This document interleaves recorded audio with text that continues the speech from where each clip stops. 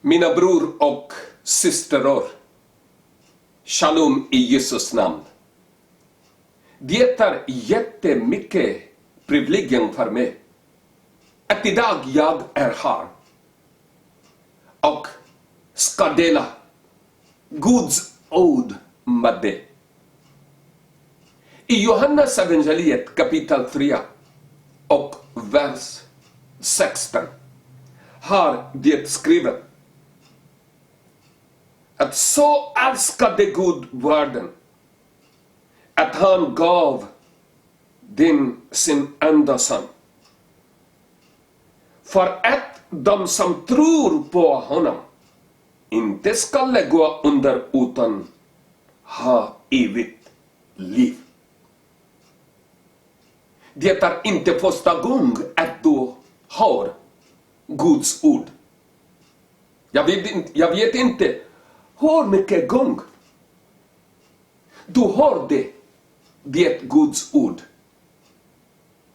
Det Gud älskade. Våra Gud. Gud är Bibeln. Älskade min bror och syster. Jag vet inte vad din namn är. Var du bor.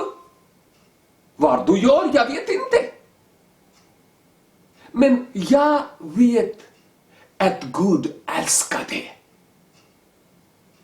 Kanske du är under synd. Eller du är under stresserad. Eller du är sjukdomar. Men du vet, Gud kan hjälpa dig nu. Men du måste göra som saker. Du måste bekänna att Gud, du är stor, du är helig. Men jag är syndare.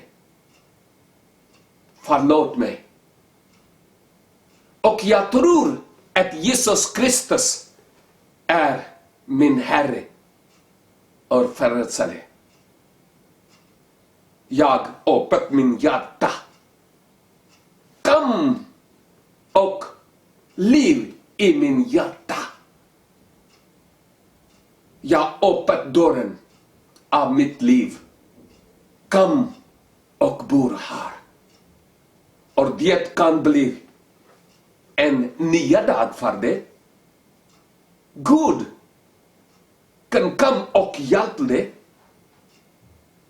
Han kan fria dig från alla problem du har i ditt liv. Men jag vet inte när. Men han ska det. Han ska göra. Han ska svara dig alla frågorna du har. Men jag ska säga att du måste ge ditt liv till Jesus Kristus. Han ska hjälpa dig och han ska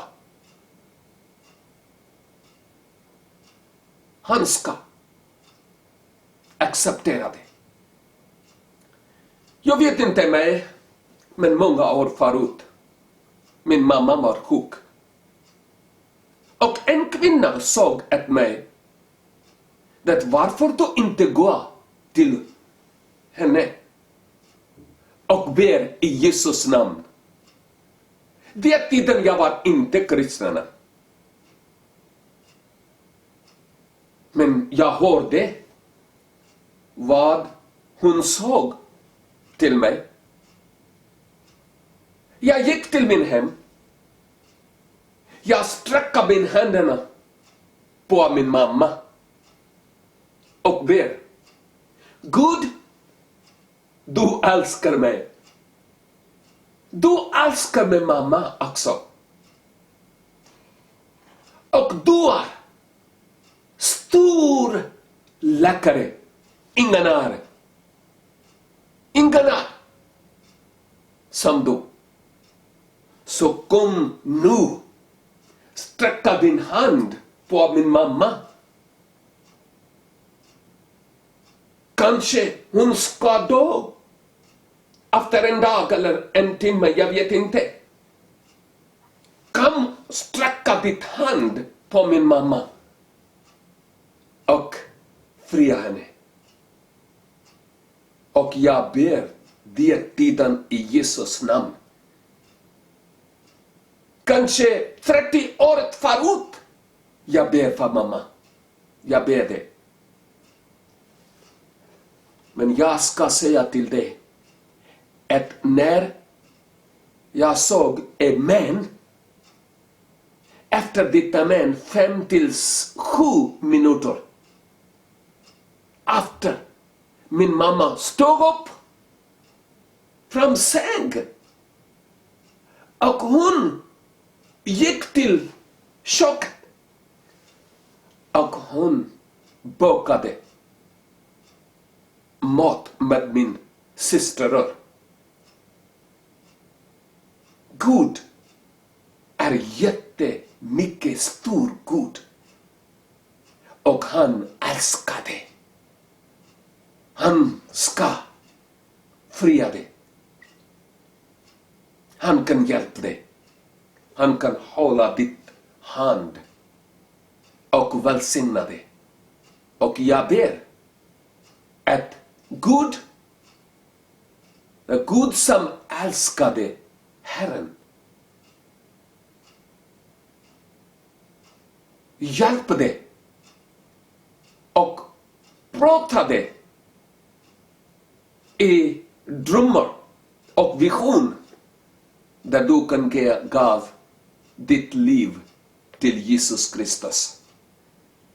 Det är jättebra beslut that du ska ha i ditt liv idag. Jag ber att Gud välsignar dig och din familj också. Tack så mycket. Vi ses nästa gång.